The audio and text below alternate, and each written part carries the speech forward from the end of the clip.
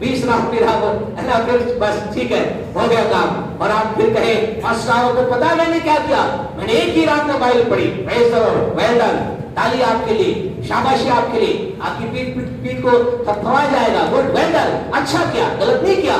लेकिन आपसे कहे ये कार्य क्या है, जीवन के हर पल हमारे लिए चलना चाहिए। आपने एक रात किया, लाइफ में कई रात ऐसा करें, आपने एक दिन किया, जीवन में कई बार ऐसा करें। हम लगातार परमेश्वर के वचन के साथ अपने आप को बनाए रखें। आज दुख की बात यह है, कई लोग लाइफ के अंदर कहते बड़ी कैसी दौड़ चलते हैं, कई लोग आत्मिक जीवन में, आप ऐसे नहीं है, आप में से कोई ऐसा नहीं है, लेकिन कोई और जगह पर ऐसा होता है। कई लोग ऐसा है जो क्या करते हैं, वो परमेश्वर के वचन के साथ खरगोश की सी चाल चलते हैं।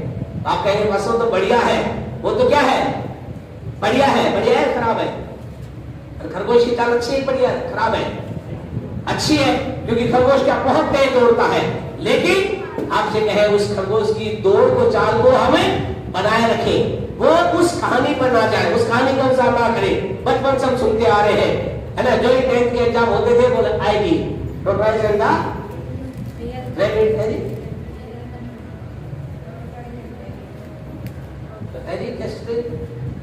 आती है, कहानी आती ना, कछुआ और खरगोश की कहानी तो ऐसा आती है। वो हमेशा ज्यादातर 10th के एग्जाम में, 8th के एग्जाम में जरूर इंग्लिश का रटना पड़ती थी, उसे रटना उसको क्या जाना। और वो क्या करते थे, दोनों ने दौड़ चालू की, क्या क्या, खरगोश ने दौड़ चालू किया, दौड़ा, जोर से दौड़ा, और दौड़कर क्या पेड़ के पीछे, पेड़ तक आ गया, पीछे मुड़कर देखा, बोला खरगोश कछुआ क्या कर रहा है, धीरे धीरे आ रहा है, मैं क्या करता हूँ, थोड़ा सा रेस्ट कर, सो लेता हूँ। वो सोया और सो करके सोता रहा, फिर एकदम उसकी आंख खुली, क्या देखा, उधर कछुआ वही है, बोला वही है, चलो मैं दौड़ता हूँ। दौड़ा तो क्या पता चला, बोला मैं वही नहीं हूँ, मैं तेरे पास से होकर के वापिस यहाँ पर आ गया हूँ। और तो क्या हुआ, कौन जीता, कछुआ जीता। तो कछुए की चाल हम ना चले, है ना, ऐसा भी नहीं करें, लेकिन हम क्या करें, रेगुलर हम चले, है ना, steady and slow win the race, ऐसा है ना, लगातार चलते रहे तो हम क्या करेंगे, हम विजय को प्राप्त करेंगे।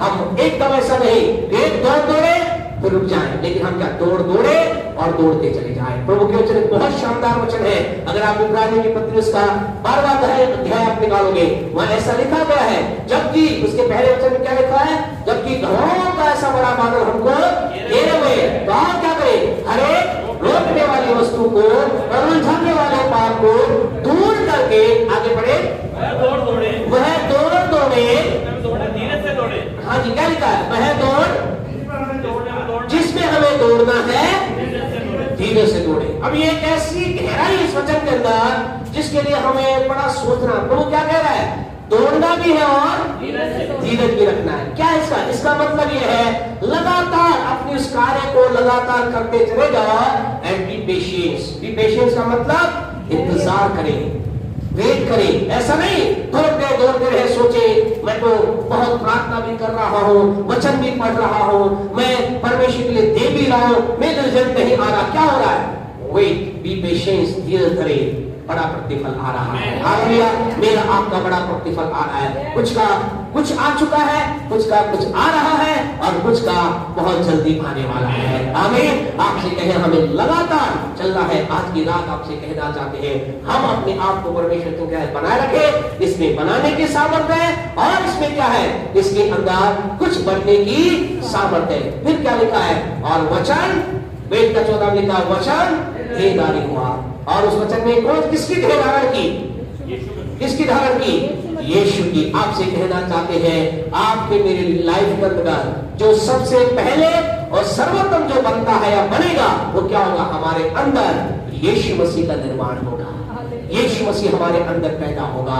आज परमेश्वर के लोग, अगर आप खुदा के उन लोगों को सुनेंगे जो वास्तव के अंदर चाहते हैं कि लोग स्वर्ग राज्य में जाएं। प्रभु के दो तरह के लोग, कई तरह के लोग होते हैं। कई प्रभु के सेवक होते हैं, वो केवल चिन्ह चमत्कार से सीमित होते हैं। प्रभु के पास आ जाओ, तुम्हें ये मिलेगा, वो मिलेगा, ऐसा होगा, वैसा होगा। लेकिन कुछ प्रभु के सेवक ऐसे तो कहते हैं प्रभु के पास आकर तुम्हें ये मिलेगा, वो मिलेगा, सब कुछ होगा, लेकिन के साथ साथ तुम्हें अनंत जीवन मिलेगा। तो हम ऐसे खुदा के लोगों के वचनों को सुने जो हमें चंगाई छुटकारा के साथ साथ परमेश्वर के राज की बातें भी हमें समझाते, केवल चंगाई तक सीमित न रहे।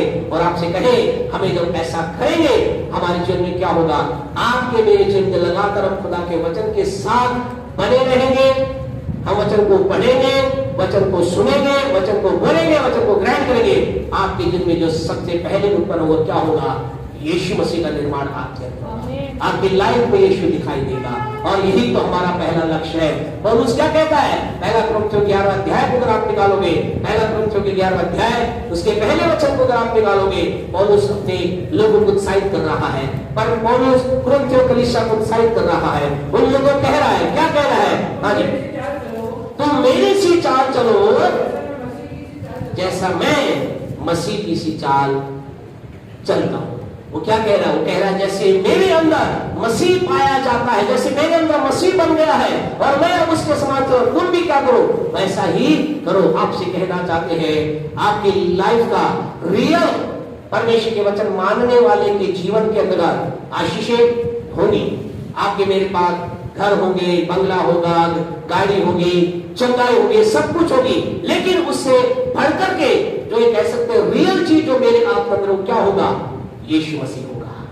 अर्थात यीशु का मतलब हमारे अंदर पवित्रता होगी, हमारे अंदर प्रेम होगा, हमारे अंदर क्षमा की भावना होगी, हमारे जीवन में क्रोध नहीं होगा, हमारे जीवन के अंदर प्रेम होगा, हमारे जीवन के अंदर दया होगी, हमारे जीवन के अंदर आत्मा का फल होगा। आपसे कहना है जब आपके बेचन ये डेवलप करने लगे, समझ लेना यीशु आपके अंदर बढ़ रहा है, यीशु आपके अंदर पैदा हो चुका है, अब वो आपके अंदर बढ़ रहा है। जब आपके अंदर संयम आ जाए, जब कोई आपके विरुद्ध में बुरा करे, आपके अंदर से क्या निकले, उसके लिए आशीष निकले, समझ जाना यीशु आपके अंदर बढ़ रहा है। हालेलुया।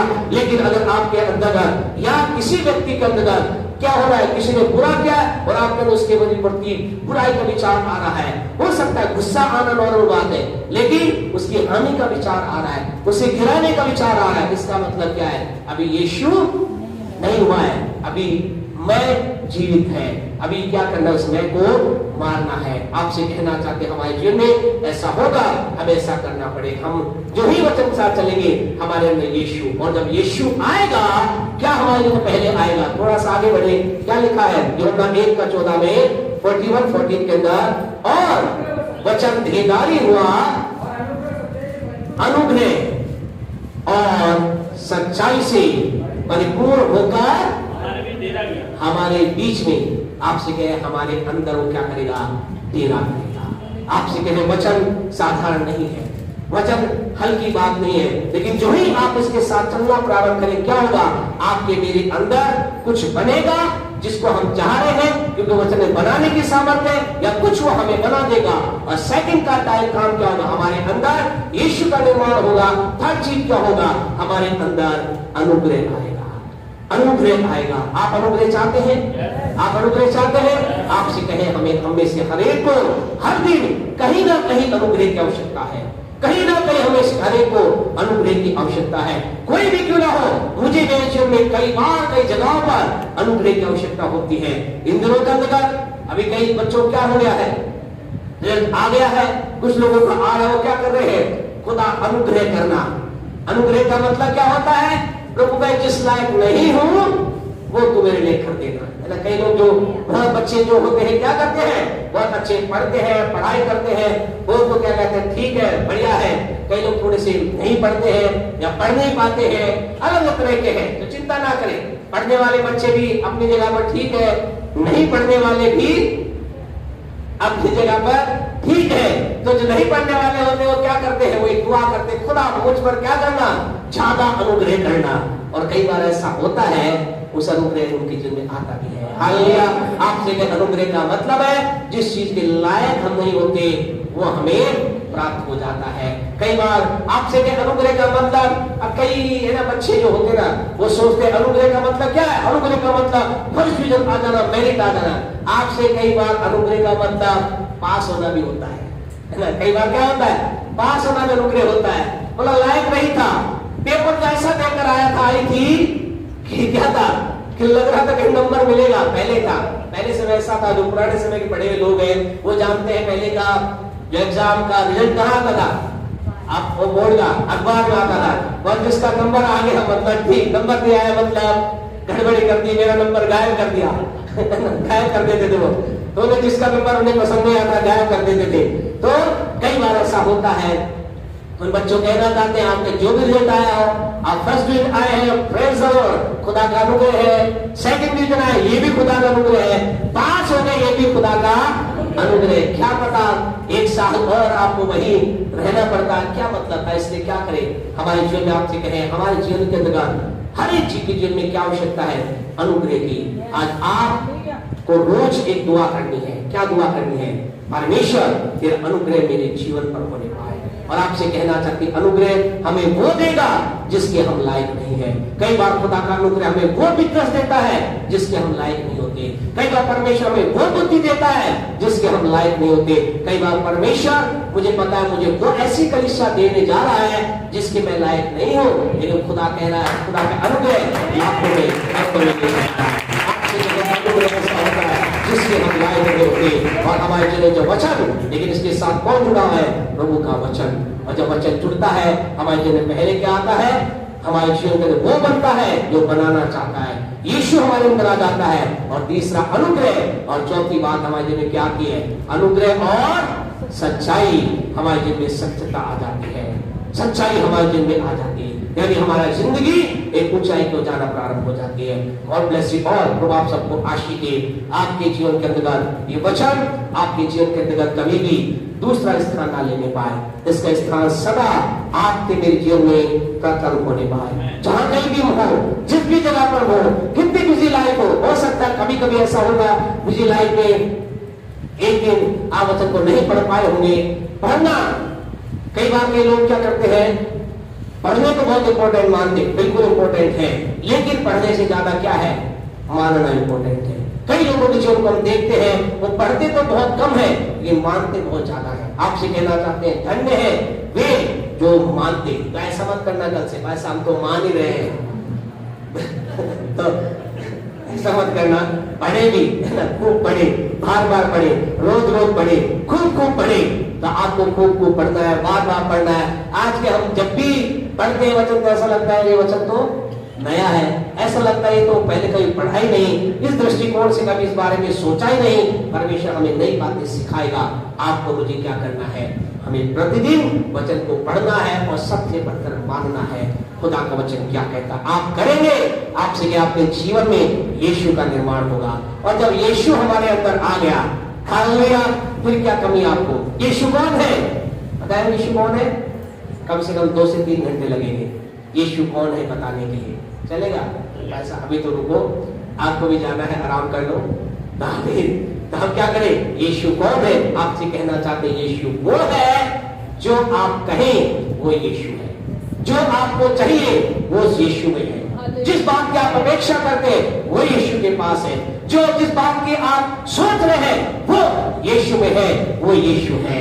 हालेलुया, यीशु धन है, यीशु महिमा है, यीशु आदर है, यीशु सम्मान है, यीशु प्रकाश है, यीशु ज्योति है, यीशु सामर्थ है, यीशु बल है, यीशु आदि है, यीशु अंत है, वो जीवन की रोटी है, वो जीवन का जल है, वो मार्ग है, वो सत्य है, वो आदि है, अंत है, अल्फा है, ओमेगा है। आपसे कहे वो सब कुछ है जो आपको चाहिए। हालेलुया, वो सब कुछ यीशु है।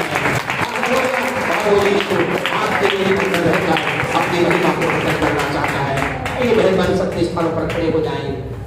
आज की रात परमेश्वर हमारे जीवन के अंदर जो कुछ करना चाहता है उसे करने दें। यीशु मसीह हमारे जीवन में भरने पाए, उसकी उपस्थिति हमारे जीवन में भरने पाए। प्यारे परमेश्वर को हम जीवन के दूसरे क्षेत्र में कितने भी ऊंचे चले जाए, धन के क्षेत्र में, बुद्धि के क्षेत्र में, ज्ञान के क्षेत्र में, प्यारे परमेश्वर के लोगों ताकत में आप बढ़ेंगे, मैं बढ़ूंगा, हम सब बढ़ेंगे एक क्षेत्र में, लेकिन हमारे जीवन में वचन की कमी कभी ना हो पाए। वचन का मानना, पढ़ना, सुनना, जिसको ग्रहण किया जाना आपके में सदा पढ़ने पाए। Thank you Holy Spirit, worship Lord. आज के वचन सामने अपने आप को हम लेकर आए, और उससे कहे प्रभु तेरा वचन मेरे जीवन में सदा सर्वदा राज्य करने पाए, मैं तेरे वचन का सम्मान करूं। परमेश्वर के लोग हम जानते हैं वचन के बारे में स्वयं परमेश्वर ने अपने दास के द्वारा लिखवाया कि उसने अपने बड़े नाम से अभी अपने वचन को महत्व दिया है। क्यों उसने दिया है? कि वचन में ही सब कुछ है। जो वचन का सम्मान करता है वो यीशु का सम्मान करता है। जो वचन को मानता है चंगाई उसकी है। जो वचन को ग्रहण करता है आशीष उसकी है, उन्नति उसकी है, बढ़ोतरी उसकी है, धन उसके पास है, महिमा उसके पास है, आदर उसके पास है, उन्नति उसके पास है, सफलता उसके पास है। आप देखें हर एक चीज उस व्यक्ति, उस भाई बहन, बेटा बेटी, स्त्री पुरुष के पास है जिसके पास खुदा का वचन है। हमारे जीवन में वचन राज्य करने पाए। अपने हाथों को उठाए, समर्पित करें अपने जीवन को खुदा के वचन के लिए। ये छोटे से गीत को कोई भी गीत गाकर शशि अगुवाई में करें। Hallelujah, thank you Jesus. हम खुदा के सामने वचन के समर्पण करें।